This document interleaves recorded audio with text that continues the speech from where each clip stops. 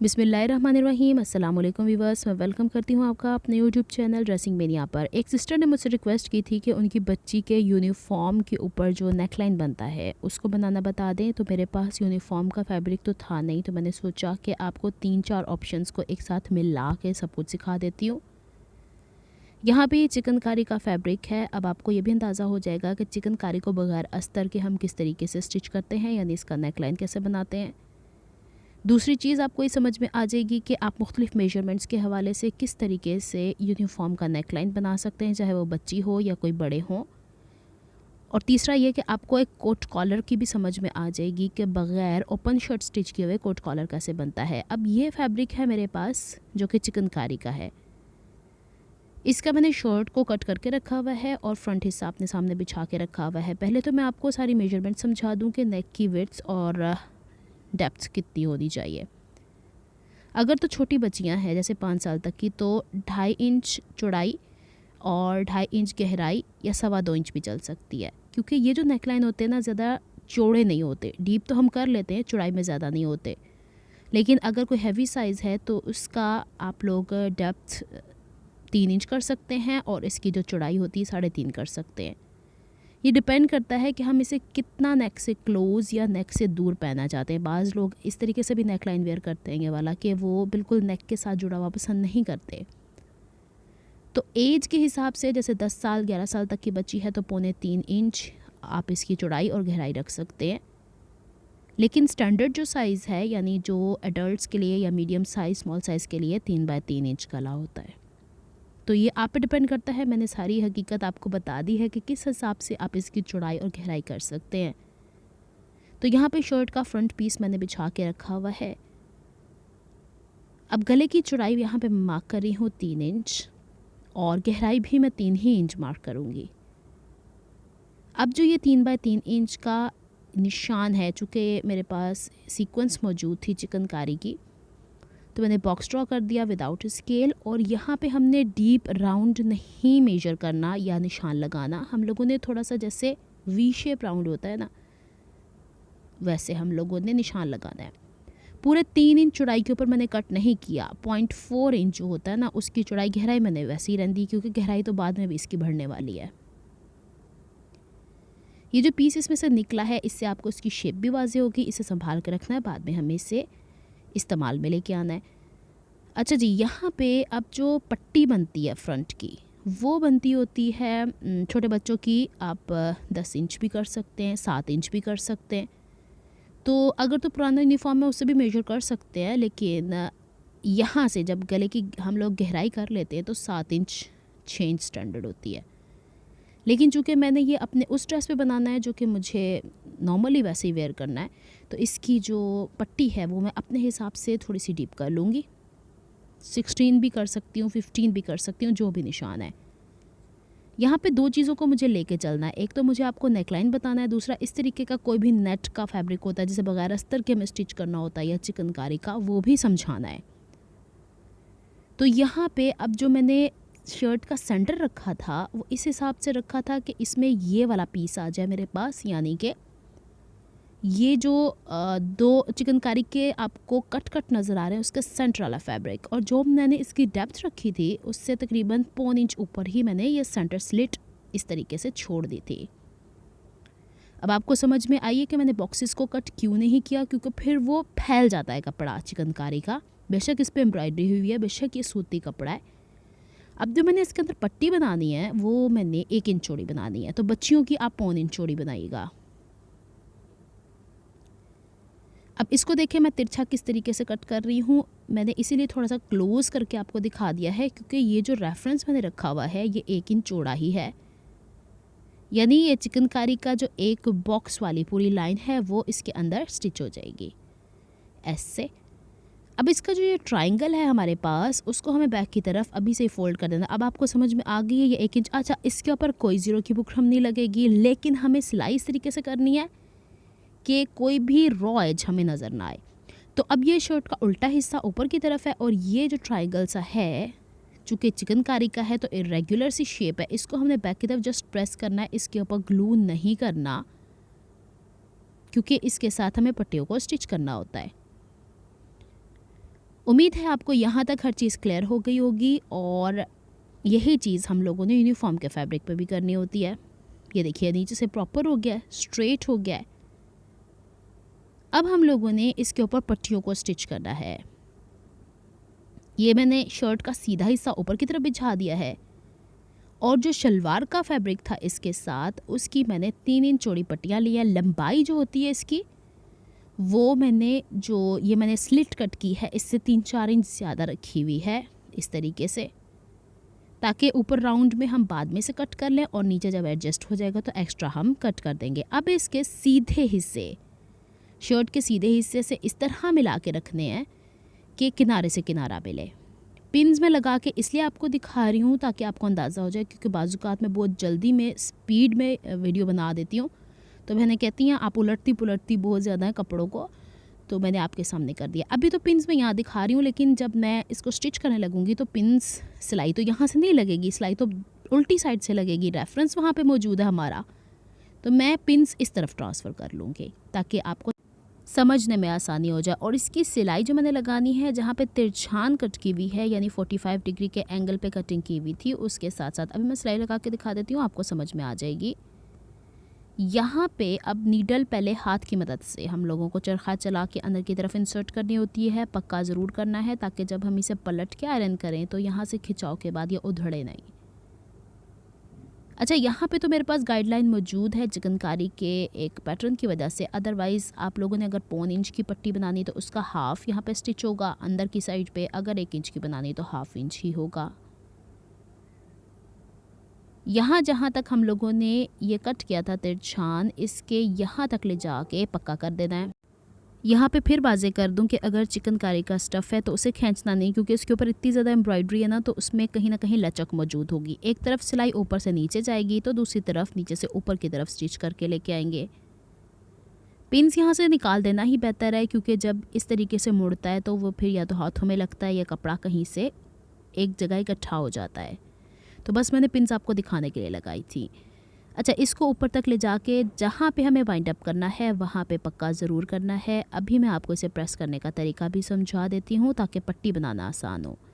ये देखिए यहाँ पे हम लोगों ने इसीलिए पक्का किया कि ये फटे नहीं या उधड़े नहीं। अब जिस सीक्वेंस में हमने सिलाई लगाई है सबसे पहले तो वहीं पे हम लोग को प्रेस करना होता है कि इसकी यहाँ पे जो थोड़ी बहुत सिलाई की मदद से खिंचाव पड़ता है वो ठीक हो जाए।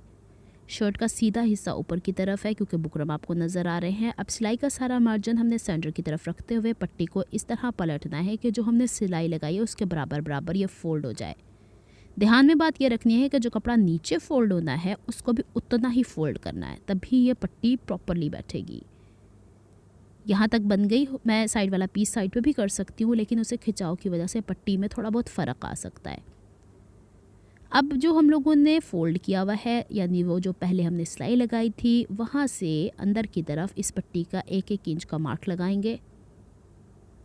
ये 1 इंच हमारी वही पट्टी है जो हम लोगों ने बॉटम के ऊपर 1 इंच चौड़ाई के ऊपर तिरछा मार्क किया हुआ था। अगर आपने 1.25 इंच रखा है तो आप 1.25 इंच मार्क करेंगे। इसको यूँ फोल्ड कर देना है और बैक की तरफ से, बेशक फ्रंट की तरफ से आयरन कर लें या बैक की तरफ से, इस तरीके से पट्टी इंतहाई नफासत से बन जाती है। और ये भी नहीं होता कि कहीं से बड़ी कहीं से छोटी है तो आपको नीचे वाला हिस्सा भी नज़र आ गया। अभी आपको नीचे वाले हिस्से वाइट नज़र आ रहे हैं, उसको हम पलट के बैक की तरफ फोल्ड करेंगे। अब मैं शर्ट को उल्टी तरफ ऊपर की तरफ कर लेती हूँ इस तरह से, और जो ये आपको नज़र आ रहा है यानी ऊपर वाला तो 1/2 इंच हमने फोल्ड कर दिया है, यानी वो स्टिच हो गया है। लेकिन नीचे वाला जो 1/2 इंच या थोड़ा बहुत, देखें 1/2 इंच से थोड़ा बहुत कम ज़्यादा हो सकता है, क्योंकि चिकनकारी में कोई हिस्सा ज़्यादा यहाँ पे मार्क ले सकता है अंदर की तरफ।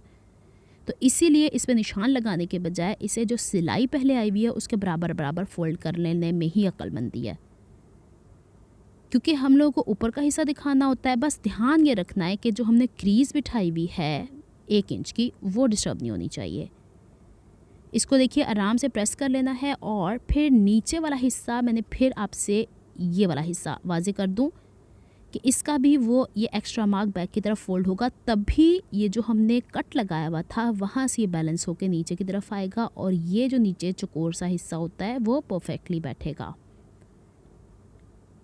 इसको अच्छे से आयरन कर लेना है। जिस तरीके से मैंने एक पट्टी फ़ोल्ड की है वैसे ही दूसरी पट्टी भी फ़ोल्ड कर लेनी है। ये देखिए पूरी लुक इसकी ऐसे ही आने वाली है, दूसरी पट्टी भी एज़ इट इज़ बनेगी।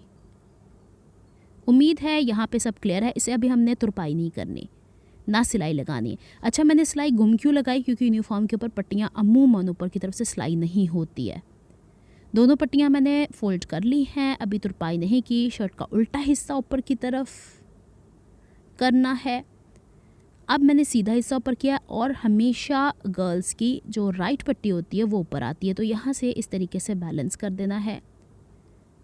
इस तरीके से हमारा जो नीचे वाला स्क्वायर या सीधा हिस्सा होता है वो प्रॉपर बन जाएगा। अब ऊपर से गले की शेप गोलाई में बराबर रखनी है। इसको थोड़ा मैं नीचे बैलेंस कर लेती हूँ। फिर इसके बाद इसके बीच में से जो गला हमने कट किया था वो हम लोगों को इसके बराबर रखना है। अभी रखना है इसके मुताबिक, अभी कुछ कटिंग नहीं करनी है। मैं चाह रही हूँ कि पहले नीचे वाला हिस्सा शर्ट के साथ स्टिच हो जाए, क्योंकि उसमें जितनी खिंचान आएगी ना उतना उसका तिरछा हिस्सा ज़्यादा फटने के गुंजाइश मौजूद है।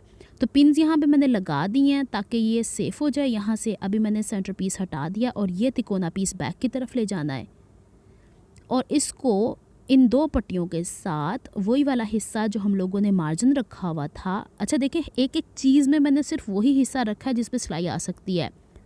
जहाँ पे नेट बनी हुई है ना वो मैं नहीं सिलाई कर रही। तो ये थोड़े से अंदाजे के साथ काम करने वाला सिलसिला होता है। ये लीजिए, यहाँ पे मैंने पक्का करके इससे वाइंड अप करना है और नीचे से एक्स्ट्रा मार्जिन यहीं पे कट कर देना है।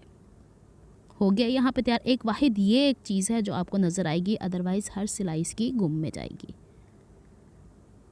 अब मैंने इसे पिन्स उतार के आयरन कर लिया। अब गले का जो मैंने सेंटर कट किया हुआ था उसको मैंने उलट पुलट के एक दो दफ़ा रख के देखा है। इसके ऊपर पट्टी एक के ऊपर एक प्लेस्ड है। पिन्स इसलिए हटा दिए, थोड़ा सा बड़ा छोटा हो सकता है कोई भी। तो चौक की मदद से निशान लगा दिया। अब जो निशान लगाया है उसके मुताबिक कटिंग कर दी। अब चूँकि ये बैलेंस कट हुआ है तो अब हमने क्या करना है, चूँकि इसे कोट कॉलर का लुक देना है तो हम लोगों ने इस पट्टी को जो 1 इंच की चौड़ाई है उसके मुताबिक बैक की तरफ फोल्ड करना है। ऊपर वाले हिस्से बैलेंस करके रखने हैं, बहुत ध्यान से देख लीजिएगा ये। और वहीं तक हम लोग को सिलाई लगानी है जहाँ तक हम लोगों ने पहली सिलाई लगा के ये पट्टी को अटैच किया था शर्ट के साथ। दूसरे हिस्से को भी वैसे ही करेंगे, मैं आपको सिलाई लगा के भी दिखा दूँगी। अच्छा, अब एक और चीज़ का यहाँ पे बहुत ध्यान रखना है कि जिस गैप से सिलाई एक पट्टी के हिस्से पे लगी है उतनी ही दूसरी, इसलिए मैंने सीम गाइड रख लिया है। हाँ, एक चीज़ और भी यहाँ पे वाजे कर दूँ कि जिस मार्जिन से हम लोगों ने इसके ऊपर कॉलर अटैच करनी है वो मार्जिन के हिसाब से यहाँ सिलाई लगाइएगा, आधे इंच से थोड़ी सी ज़्यादा। ये छोटी छोटी से पॉइंट्स हैं जिन्हें ध्यान में रखना इंतहाई ज़रूरी है। ये देखिए सिलाई है ना यहाँ तक, वहाँ तक करने के बाद मैंने इसे पक्का कर लिया है धागे कट करके।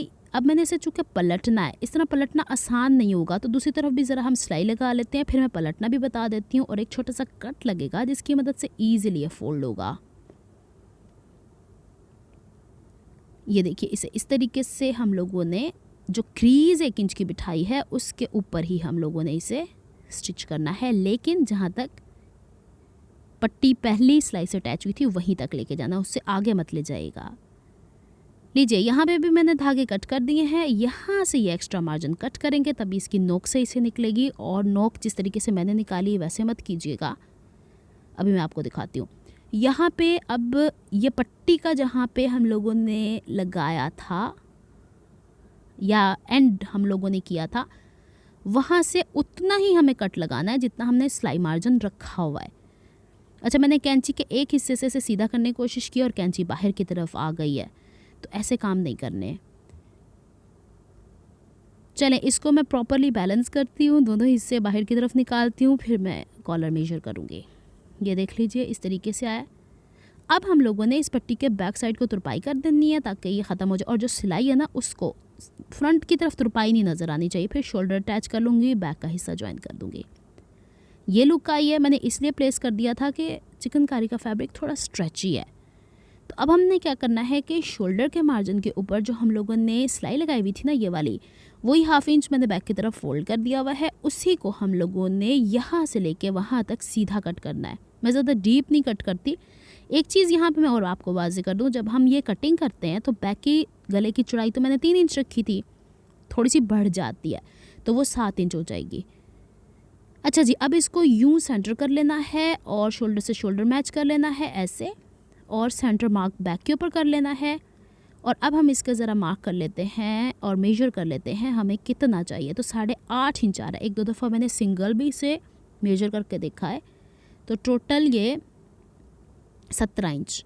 अच्छा जी, अब मैंने एक्स्ट्रा फैब्रिक लिया, इसकी लेंथ फिर तभी आपको समझ में आ जाएगी। बैक पे 0 का बुकरम लगाया है, इसको लंबाई के रुख पे फ़ोल्ड किया, फिर चौड़ाई के रुख पे फ़ोल्ड किया। ये वाला हिस्सा ऊपर आएगा। मैं कॉलर के दोनों पीसेज अलग नहीं कर रही हूँ। पिछले गले की जो पहले मैं आपको ये बता दूं कि इसकी गहराई कितनी होगी। तो 3.5 इंच, जिसमें 1/2 इंच सिलाई का मार्जिन चला जाएगा, तो 3 इंच का ये कॉलर बनेगा हाइट में। और चौड़ाई मैंने इसी पे मार्क कर दी हुई है। अब हम लोगों ने जितना हमने राउंड नाप किया ना नेकलाइन का, उससे 1.5 इंच ज़्यादा हम लोगों ने ये फैब्रिक रखना होता है। उम्मीद है आपको समझ में आ गई, कि मेरे पास एक पीस था, मैंने ये इस्तेमाल कर लिया। अच्छा जी, 8.5 इंच पे मैंने निशान लगा दिया यहाँ पे, लेकिन 8.5 इंच पे तो हमारा लग रहा है कॉलर, तो उसके बाहर हमारा सोइंग अलाउंस होना चाहिए। अब बैक के गले की चौड़ाई मैं 3.5 इंच मार्क कर रही हूँ। ये मैंने आपको पहले ही वाजे कर दिया 3.5 क्यों मार्क कर रही हूँ अब मैं। अब जो ये हाइट थी 3.5 इंच, इससे 1.5 इंच ऊपर की तरफ निशान ले रही हूँ और इसको यूँ तिरछा बैक नेक जो हमने चौड़ाई मार्क की है, इसको स्ट्रेट भी रखा जा सकता है, लेकिन हल्की सी गुलाई देना बेहतर है, क्योंकि फ्रंट के ऊपर हमने हल्की सी वी शेप गुलाई दी हुई है। अब इसको मेजर करेंगे 8.5 इंच जहाँ पे जाता है, उसके बाहर हम लोगों ने 1/4 इंच या 1/2 इंच जो भी सिलाई का मार्जिन हमने रखना है, उसको ऊपर कोने से मिला देना है। ये है कॉलर सिंपल सी। इसको हम लोगों ने इसी पे कट करना है, क्योंकि मैंने सिलाई का मार्जिन लंबाई में भी ऐड कर दिया हुआ है, चौड़ाई में भी ऐड कर दिया हुआ है। अच्छा, बच्चियों की जो बनाएंगे ना, वो आप 2.5 इंच हाइट पे भी बना सकते हैं। चौड़ाई तो फिर वही डिपेंड करती है ना। अच्छा जी, यहाँ पे अब हमने पहले सिलाई लगानी है, और सिलाई लगा के ये जो नीचे से हम लोगों ने जितना सिलाई का मार्जिन अंदर की तरफ रखना है ना, उतना हमने छोड़ देना है। और इसको सिलाई को मैंने इसलिए इस तरीके से फोल्ड करके आयरन किया है कि गाइडलाइन हो। ये मैंने आपको दिखाने के लिए कट नहीं किए थे, अदरवाइज़ ये कोना नहीं सही इसका पलटा जाएगा। तो इसको थोड़ा तिरछा कट कर देंगे, आराम से फोल्ड करेंगे। कैंची जो डबल होती है ना, उसकी मदद से नोक निकालेंगे तो आराम से निकल आएगी। मेरी तरह आप सिंगल कैंची का हिस्सा मत इस्तेमाल कीजिएगा। ये देखिए, बहुत आराम से हो गया। कॉलर के नोक और भी तरीके से होते हैं, लेकिन धागे की मदद से भी निकलते हैं, लेकिन वो मतलब फ्रंट और बैक अलग-अलग पीसेस होते हैं ना, इस वजह से मैंने फिर सिंपल यही मेथड अपनाया। ये देखिए, इस तरीके से बना। इसे चौड़ाई के रुख पे फोल्ड कर दिया और सेंटर में मार्क लगा दिया। शर्ट के अंदर भी बैक के ऊपर हम लोगों ने ये कट लगाया है। अच्छा जी, अब हमने इसको यूँ सेंटर कर लेना। अब हमने इसकी स्टिचिंग किस तरीके से करनी है कि एक हिस्सा हम ज्वाइन करेंगे सिलाई के साथ, दूसरा हम तुरपाई के साथ करेंगे। लेकिन उससे पहले मैंने एक नया तजुर्बा करके देखा जो कामयाब रहा है। सेंटर से दूरी के ऊपर 3.5 इंच और फिर दूसरी तरफ 3.5 इंच मार्क कर दिया। सेम यही मैंने दूसरी तरफ भी कर दिया, ताकि देखते हैं कि क्या ये प्रॉपरली बैलेंस्ड स्टिच होता है कि नहीं। तो अब ये वाला मैं पहले नाप रही थी कि आया बराबर है कि नहीं, बिल्कुल बराबर है। अब हमने शर्ट सीधी रखनी है, इसका कोई भी हिस्सा ऊपर कर ले, क्योंकि दोनों तरफ तो 0 की बुकरम है। इसको यूँ ज्वाइन करना है, ये हिस्सा सिलाई के साथ साथ आएगा। लेकिन मैं इस तरह नहीं कर रही, मैं सेंटर से पहले एक तरफ जाऊंगी, सेंटर से दूसरी तरफ आऊंगी। तो ये शर्ट का बैक का सेंटर, सीधी शर्ट की हिस्सा ऊपर की तरफ है। इसको जितना सिलाई का मार्जिन है उसके हिसाब से। अब बैक का हिस्सा थोड़ा सा स्ट्रेची हुआ है, तो उसको बैलेंस करना है। और जो हमने ये निशान लगाया था, ये शोल्डर के ऊपर आना है। अच्छा, शोल्डर के जो हम लोगों ने फ्रंट बैक स्टिच किया था, उसका सिलाई का मार्जिन सारा बैक की तरफ जाएगा।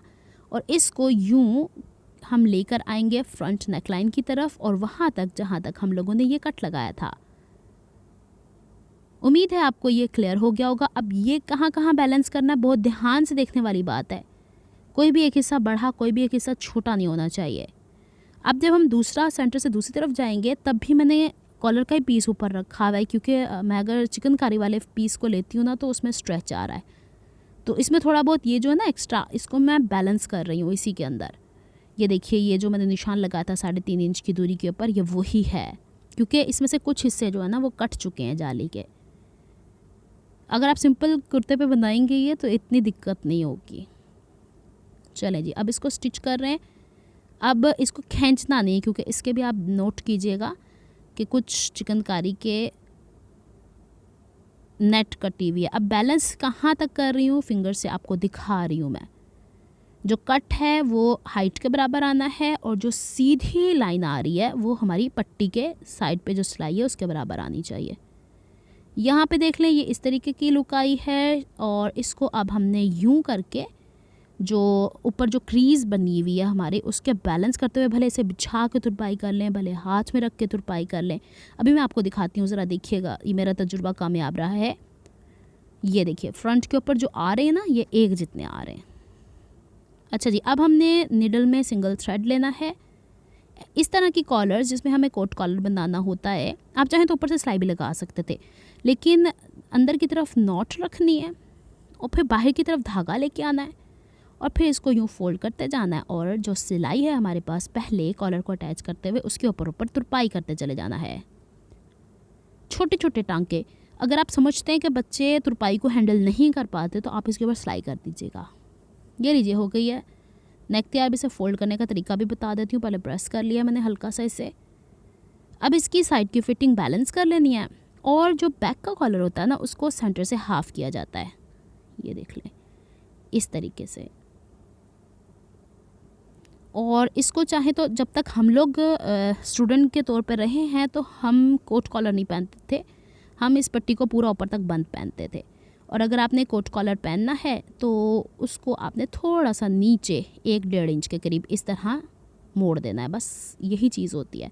तो वो सिस्टर्स जो मुझे कहती थी कि कोट कॉलर किसी तरीके से बताएं कि शर्ट ओपन शर्ट ना बने, उनका भी मसला हल हो गया। चिकनकारी के ऊपर मैंने नेक लाइन भी बनाना बता दिया ताकि आपको अंदाज़ा हो जाए कि गुम सिलाइयों में हम कैसे नेक लाइन बना सकते हैं। आजकल ये नेक फैशन में भी दोबारा से इन है। और यहाँ पे मैंने बटन्स ऊपर से रखे हैं, लेकिन आप लोगों ने इसे करना है काज, फिर इस पे बटन लगाने और गले की हाइट अपने हिसाब से रख के ये वी शेप भी नीचे से बना सकते हैं। अगर आपको मेरी एफर्ट्स पसंद आती हैं तो please like my videos, subscribe to my channel, hit on the notification bell for more updates. मिलती हूँ किसी नेक्स्ट वीडियो में किसी नए प्रोजेक्ट, किसी नए आइडिया को लेके। तब तक के लिए दुआ में याद रखिएगा, अपना बहुत सारा ख्याल रखिएगा। और यहाँ पे मैं आपको बता रही हूँ कि किस तरीके से आप लोग गले की डेप्थ रख सकते हैं। इसके नीचे से स्टेप वाली शमीज़ अलहदा से वेयर की जाएगी, इसलिए मैंने इसे अस्तर के साथ स्टिच नहीं किया। तो इंशाल्लाह मैं आपके साथ शेयर करूँगी पूरा ड्रेस। इसकी शलवार की वीडियो ऑलरेडी मैं शेयर कर चुकी हूँ, उसका लिंक मैं डिस्क्रिप्शन बॉक्स में दे दूँगी, देख लीजिएगा। ये शॉर्ट कुर्ती है शलवार के साथ। बटन्स मैंने और भी कोई एडजस्ट करने हो तो कर लूँगी। इंशाल्लाह मिलती हूँ किसी नेक्स्ट वीडियो में, तब तक के लिए दुआ में याद रखिएगा, अपना बहुत सारा ख्याल रखिएगा। अल्लाह हाफिज़।